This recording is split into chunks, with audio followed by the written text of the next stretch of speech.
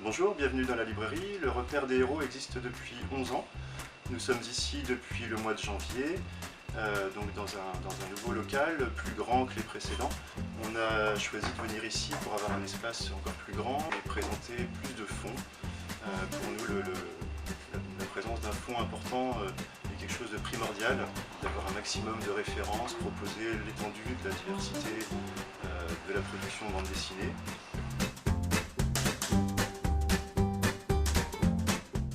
Alors, on a choisi de vous parler aujourd'hui du nouvel album de Book et Jérôme Charine, le New York Cannibals.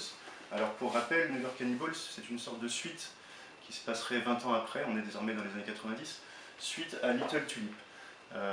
Petit rappel des faits, Little Tulip était un album qui déjà se passait à New York, mais enchaînait les allées-venues, les allers-retours dans le temps entre New York et les camps soviétiques, les goulags soviétiques de l'époque stalinienne.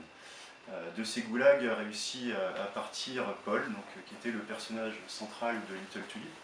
Paul est un tatoueur qui a réussi à survivre dans ces camps grâce à son art du dessin et du tatouage, se faisant ainsi l'allié des puissants chefs de gang qui régnaient dans ces camps.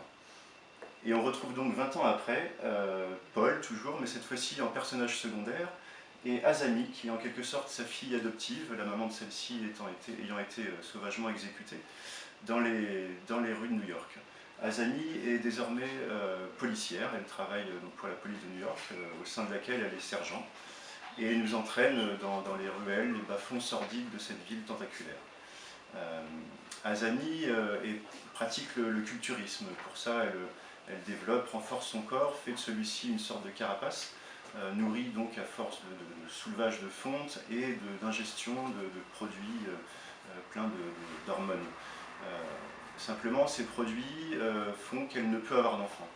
Et par miracle, au cours de ses enquêtes, de ses investigations, elle va trouver un bébé abandonné au fin fond d'une de ses ruelles et faire de ce bébé le sien, remplaçant ainsi celui qu'elle ne pourra pas avoir. Simplement, pour le protéger, elle va devoir lutter contre la pègre et nous entraîner au sein de cette enquête dans les bas-fonds les plus sordides et rencontrer des personnages absolument abjects au sein de cette ville new-yorkaise. C'est donc un album dans lequel le dessin de François Book exprime toute sa puissance. On alterne entre un côté très réaliste et parfois presque grotesque, mais toujours avec une grande légèreté, une fluidité exceptionnelle. L'importance du dessin et du dessin là, dans le tatouage est primordiale.